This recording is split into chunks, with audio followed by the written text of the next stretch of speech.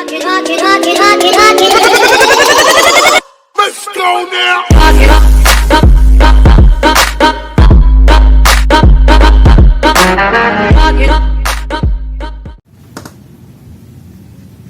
Bismillahirrahmanirrahim. Assalamualaikum warahmatullahi wabarakatuh. Taib hamdan syukran lillah, wala hawla wala quwata illa billah.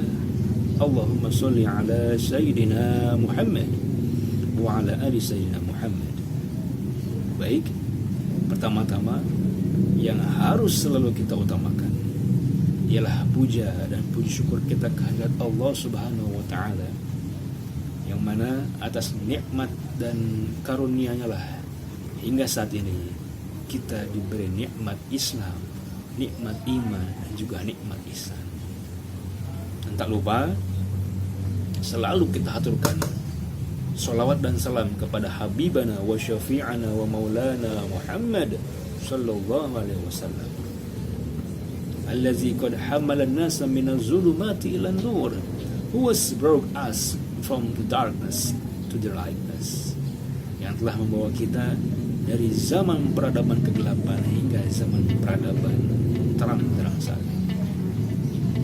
Baik, pada kesempatan kali ini izinkan saya Khalid Ramdhani menyampaikan materi yang berkaitan dengan hal besar sejatinya dalam kehidupan kita di era saat ini, yang mana jika kita tidak secara bersama-sama, jika kita tidak secara konsisten, tidak secara berjamaah, dan juga tidak secara berintegrasi antara satu dengan yang lain, hal ini akan mengakibatkan pada kerusakan mental, moral, akhlak, adab, karakter para pemuda dan juga seluruh umat kita saat ini, yaitu berkaitan dengan degradasi moral, atau bisa kita sebut sebagai turunnya kualitas akhlak atau moral seorang di era saat ini. Sebagaimana kita ketahui bahwa saat ini tahun 2020 kita sudah beranjak kepada era di mana cepatnya informasi sangat begitu cepat, tidak bisa dibendung oleh sesuatu yang dinamakan oleh kekuatan manusia itu sendiri. Ratusan bahkan ribuan jutaan informasi berterbangan di mana-mana. Dalam genggaman taman, seseorang bisa tahu informasi yang berada di negara A, B, C, bahkan sampai Z. Inilah zaman di mana mobilitas cepatnya informasi amat sangat cepat, bisa didapat oleh siapapun dari anak kecil bahkan hingga kakek-kakek. Dan di zaman saat ini kebutuhan terhadap handphone atau smartphone dan juga internet itu hampir mendekati kepada kebutuhan makanan manusia setiap hari. Dalam sebuah artikel ditulis bahwa kebutuhan mahasiswa atau pelajar atau guru terhadap internet begitu tinggi tingkat kebutuhannya. Maka dalam hal ini setiap orang dari perkotaan hingga pedesaan, dari anak kecil bahkan hingga kakek-kakek, nenek-nenek pun hampir semua orang memegang handphone atau bisa smartphone. Bangun tidur, kebanyakan dari kita mengecek handphone. Setiap waktu kita mengecek handphone. Kapanpun itu, dimanapun itu, kita selalu membawa handphone kemanapun kita berada. Bahkan hati kita saja kadang itu kan terasa gundah ketika handphone kita tidak terbawa oleh kita. Kita lebih gundah ketika ketinggalan handphone daripada kehilangan dompet, ataupun kita kehilangan alat. Dan inilah potret fenomena kehidupan kita di zaman saat ini. Handphone lebih dekat dengan kita daripada Al-Quran. Handphone lebih dekat dengan kita daripada keluarga kita sendiri bahkan. Dan inilah handphone dengan segala hal positif dan negatif yang di dalamnya. Dia bisa menjadi malaikat gepeng atau bisa menjadi setan gepeng, tergantung kepada pengguna itu sendiri. Baik, dan dalam hal ini tentu dalam berkomunikasi secara virtual kita tidak bisa lepas dari namanya handphone. Kita membutuhkan informasi A, B, atau kita membutuhkan komunikasi dengan seseorang, kita membutuhkan handphone. Namun ada banyak hal yang terjadi, kekeliruan dalam penggunaan handphone tersebut. Dalam hal ini, contoh realnya saja bahwa banyak di kalangan mahasiswa menggunakan alat komunikasi ini belum tepat kepada sasaran objek orang yang ditujunya. Contoh mahasiswa dengan mahasiswa itu memang terkadang tidak adanya batasan-batasan yang besar dalam pergaulan mereka. Pergaulan percakapan mereka biasanya sesuai dengan yang ada dalam kehidupannya. Namun perlu ditekankan bahwa harus adanya perbedaan yang besar ketika kita menghubungi seseorang atau kita berkomunikasi dengan seseorang yang lebih senior, lebih sepuh, lebih tua dari kita, atau khususnya beliau adalah guru kita, dosen kita yang patut kita hormati dan patut kita segani, kita hargai. Dan tentu pemilihan kata dalam menggunakan smartphone ini perlu amat sangat ditekankan. Karena mengapa? Karena bahasa komunikasi, bahasa teks, dia tidak memiliki nada, dia tidak memiliki intonasi, dan dia memiliki tafsir yang sangat bermacam-macam, sehingga dia menimbulkan multi tafsir dalam pengambilan tafsir dari teks yang dikirimkan. Pernah suatu hari ketika itu mahasiswa saya menghubungi saya tanpa salam, tanpa perkenalkan diri, tanpa basa-basi terlebih dahulu. Namun beliau langsung menyatakan kepada saya, dan juga saya tidak tahu dia dapat nomor saya dari mana, entah Allah alam. Dan secara sporadis dia mengatakan dalam teksnya, Pak LGDMN, atau bisa kita pahami sebagai Pak lagi di mana. Wah, subhanallah. Bukan dekat, bukan saudara, bukan kerabat atau yang lain-lain. Dan posisinya dia sebagai pelajar atau mahasiswa menghubungi dosen seperti itu. Ini tentu kurang baik. Apalagi jika yang dikomunikasikannya, yang dihubunginya itu adalah dosen-dosen atau guru yang sudah sepuh atau senior. Tentu ini kurang baik. Nah, singkat cerita, saya pun tidak membalas ya. Karena mengapa? Saya ingin memberikan pelajaran terlebih dahulu. Setelah itu baru saya akan memberikan nilai-nilai atau bagaimana cara menggunakan komunikasi dengan baik. Ternyata menit-menit kemudian saudara mahasiswa tersebut mengirimkan teks yang hampir sama, namun dengan teks yang lebih panjang, yaitu dengan tulisan Pak LG di mana. Wah, A-nya banyak. Wah, subhanallah itu. Jika kita intonasikan itu kan berbagai macam tafsiran yang kita ketahui dari teks seperti itu. Pak lagi di mana? Wah, subhanallah. Itu kalau kita intonasikan kan seperti orang yang sedang marah atau berteriak ataupun memiliki tekanan yang besar kan. Itu juga multi tafsir, kita tidak tahu niat dari orang tersebut dan juga perasaan dari orang tersebut. Nah, inilah yang akan kita bahas pada kali ini, bahwa ada sebuah akhlak, etika berkomunikasi dengan guru, dengan dosen, atau dengan orang yang lebih tua. Koridor akhlak atau etika itu amat sangat luas. Tidak hanya berkomunikasi secara face to face, secara pertemanan ataupun secara perkelompok dan juga pada orang tua. Inilah konteks di mana akhlak karimah atau etika atau sopan santun kita gunakan dalam kehidupan kita. Karena akhlak itu atau karakter biasa disebut sama orang atau etika, sebagaimana Imam Ghazali katakan bahwa akhlak itu dapat berubah. Berubahnya dengan apa?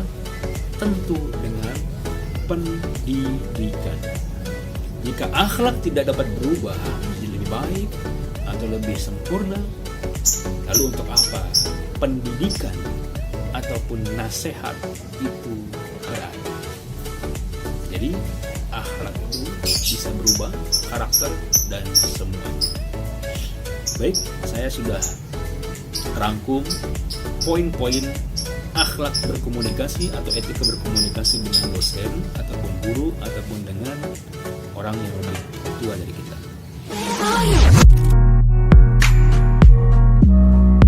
Pertama adalah perhatikan waktu yang tepat dalam menghubungi dosen ataupun guru ataupun orang yang lebih tua dari kita. Pilihlah waktu yang biasanya tidak dipakai beristirahat atau beribadah. Nah, ini yang perlu pertama kali kita perhatikan, bahwa pemilihan waktu yang tepat itu amat sangat penting dalam berkomunikasi dengan dosen melalui handphone. Karena mengapa? Bisa jadi waktu tersebut dosen atau guru tersebut sedang beristirahat ataupun sedang beribadah ataupun sedang dalam perjalanan atau dalam berkendara. Ini perlu kita ketahui. Dan hindarilah menghubungi dosen atau guru di atas pukul 20 ke atas ataupun di saat beribadah. Karena mengapa? Perlu kita ketahui semua bahwa ketika kita menghubungi seseorang melalui handphone itu sama hal juga kita sedang mengetuk rumah orang yang bersangkutan. Pernah dalam sebuah riwayat bahwa ada sahabat yang mengetuk pintu bahkan sampai 3 kali, dan ketiga kalinya itu pemilik rumah tidak keluar, maka orang yang bertamunya harus secara legowo untuk meninggalkan rumah tersebut karena berbagai pertimbangan yang ada di dalamnya. Jadi yang pertama pilihlah waktu yang tepat dalam menghubungi dosen ataupun guru ataupun orang lebih tua dari kita. Bye. Yang kedua adalah awali dengan sapaan atau mengucapkan salam kepada orang yang kita tuju. Selamat pagi Bapak atau Ibu, dan ataupun jika sesama Muslim bisa menggunakan Assalamualaikum warahmatullahi wabarakatuh, ataupun kata-kata sapaan yang lain yang berakhlak karimah. Ini yang harus selalu kita ucapkan. Jangan sampai terjadi seperti yang pengalaman saya tadi, tiba-tiba mahasiswa menanyakan, Pak, LGD DMN. Saya tidak tahu nomor siapa itu dan juga tidak ada foto profilnya. Wah, ini pertanyaan besar kan? Bahkan bisa jadi banyak kejahatan yang bisa ditimbulkan oleh handphone tersebut. Kedua adalah awali dengan sapaan atau mengucapkan salam. Just go and see the world and just show them what it really means to live life golden. Yeah, we're golden, baby girl. Lalu yang ketiga, itu awalilah dengan mengucapkan maaf sebagai menunjukkan sopan santun dan kerendahan hati kita sebagai orang yang ingin berkomunikasi dengan orang tersebut. Contoh, mohon maaf Bapak atau Ibu, saya mengganggu waktu Bapak Ibu. Nah, dahulukan dengan ini juga. Jadi yang ketiga adalah ucapkan kata maaf terlebih dahulu sebagai tanda akhlak dalam kita. Jadi tidak, kalau bisa bahasa anak gaul itu kita jangan sampai slonong boy gitu. Wah, slonong boy aja tiba-tiba, jangan sampai seperti itu.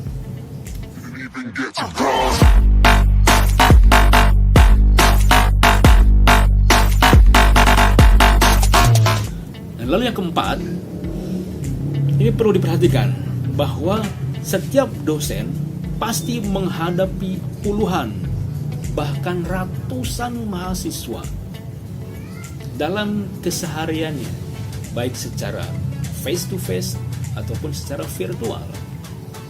Tentu tidak semua dosen ataupun guru menyimpan nomor-nomor ratusan mahasiswa tersebut. Maka yang perlu Anda lakukan, ini nomor 4, yaitu apa? Memperkenalkan diri Anda dengan jelas. Siapa Anda, kebutuhan Anda apa, program studi apa, semester berapa. Nah, ini perlu Anda jelaskan di awal. Contoh, nama saya Dery Setiawan, mahasiswa program studi Pendidikan Agama Islam semester 7 angkatan 2015. Di semester ini saya mengambil mata kuliah Inovasi Pendidikan Islam di kelas Bapak atau Ibu. Nah, ini yang perlu kita aturkan pertama, bahwa memperkenalkan diri itu harus, karena apa? Tidak semua dosen atau guru menyimpan kontak nomor Anda.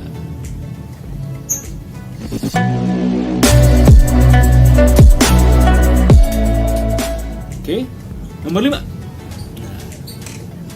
Ini yang perlu kita perhatikan. Gunakan bahasa yang umum dimengerti oleh semua orang dan juga tanda baca yang baik dalam konteks formal. Hindari menyingkat kata-kata seperti DMN tadi, tadi pengalaman saya tadi, Pak LG DMN. Wah, itu memang bahasa-bahasa di WhatsApp atau SMS itu banyak terjadi, tapi usahakan dalam berkomunikasi dengan dosen, guru, ataupun dengan orang yang lebih tua dari kita, gunakan bahasa formal. Hindari menyingkat-nyingkat kata seperti tadi, DMN, YG, aku, KPN, atau yang biasa sering ini yang disebut sama teman-teman ini OTW, on the way, by the way, busway, dan lain-lain sebagainya. Hindari kata-kata seperti itu, dan juga hindari kata-kata non formal seperti aku, iye, oye, lo, gue, dan lain-lain sebagainya. Gunakan kelima ini bahasa umum yang digunakan secara formal dan difahami oleh setiap orang.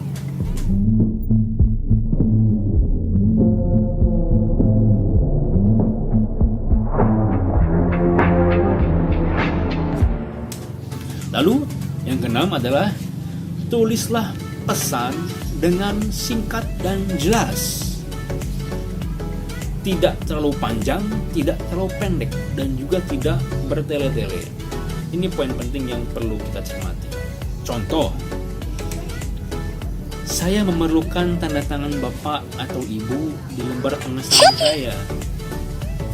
Kapan kiranya saya dapat menemui Bapak atau Ibu? Nah, ini yang perlu, ini jelas kan? Jelas dan singkat. Dan juga tentu diiringi dengan format-format yang telah tadi saya sampaikan. Jadi pesan Anda dapat dipahami dengan singkat dan jelas, tidak terlalu panjang dan tidak terlalu bertele-tele.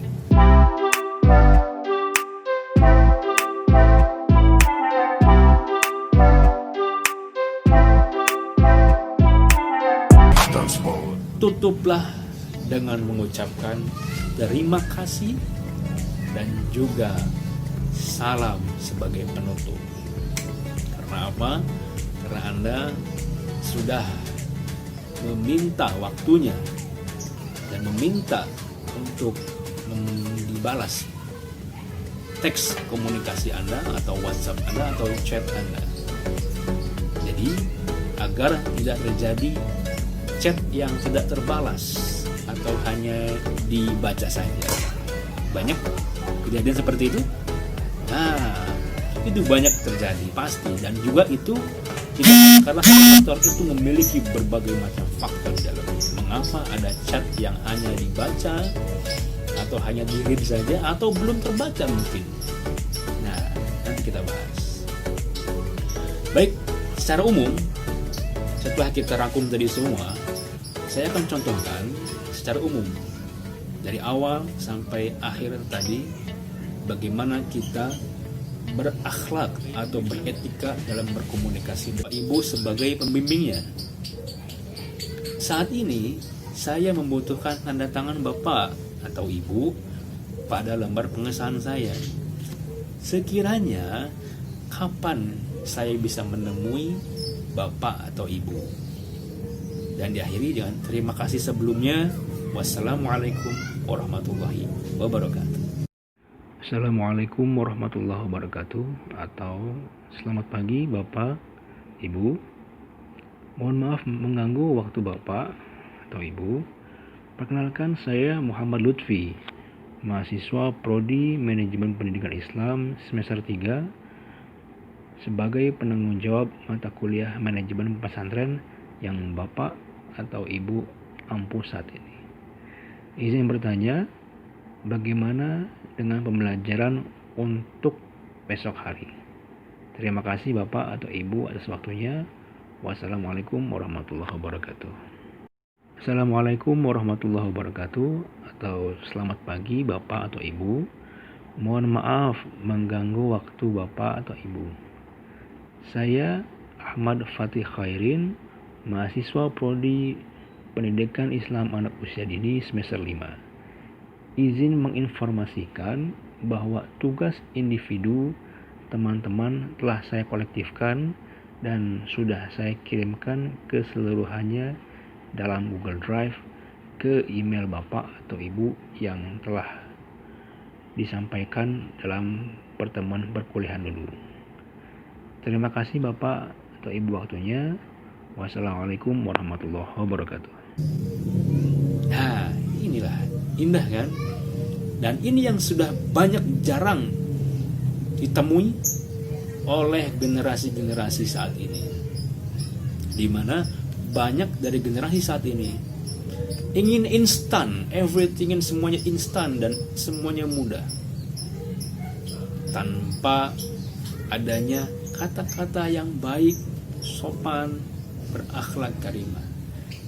Jika konteks tulisan seperti ini, insya Allah dosen pun atau guru pun atau orang yang lebih sepuh atau tua pun akan membacanya dengan nikmat, dengan hati yang legowo, hati yang tenang, hati yang nyaman. Beda hal dengan tadi yang kejadian saya, Pak LGDMN, lalu mengecat lagi beberapa menit kemudian, Pak LG di mana? Wah, subhanallah. Nah, jangan sampai terjadi seperti itu. Karena apa? Ingat, bahasa teks, bahasa chat atau WhatsApp, SMS dan lain-lain semuanya di media sosial ataupun di media Instagram, Facebook atau WhatsApp atau yang lain-lain atau Twitter. Ingat, teks tidak bernada dan dia tidak berintonasi, maka dia akan memiliki hasil yang multitafsir, bisa ditafsirkan oleh berbagai macam indikator yang ada. Maka kita sebagai generasi yang sudah memegang handphone atau menguasai informasi dalam genggaman tangan kita dan media sosial dalam sehari-hari kita harus berakhlak karimah. Kita harus menjunjung tinggi akhlak karimah dalam kehidupan kita. Revolusi mental, revolusi akhlak yang saat ini sedang diagung-agungkan memang sangat penting, harus segera dilaksanakan oleh kita semua secara bersama-sama, secara berjamaah dan secara berintegrasi. Karena apa? Rasulullah pun 1400 tahun yang lalu diutus oleh Rasul Allah Subhanahu wa taala sebagai revolusioner akhlak karimah. Innama bu'istu liutamima makarimal akhlak. Sesungguhnya aku, kata Rasulullah sallallahu alaihi wasallam, diutus untuk menyempurnakan akhlak. And he is the first revolutioner of akhlak karimah, diutus oleh Allah Subhanahu wa taala. Mungkin cukup sekian materi yang saya sampaikan pada hari ini. Mohon maaf jika ada kesalahan atau kekurangan yang saya sampaikan, baik dari ucapan atau perbuatan. Al-afu minkum, I'm so sorry for that. Insyaallah kita akan berjumpa lagi dalam kesempatan yang lain, dalam materi yang lain. Wallahu muwaffiq ila aqwamit thoriq. Syukran katsiran ala husni ihtimamikum. Thank you so much for your attention. Have a nice day. Assalamualaikum warahmatullahi wabarakatuh.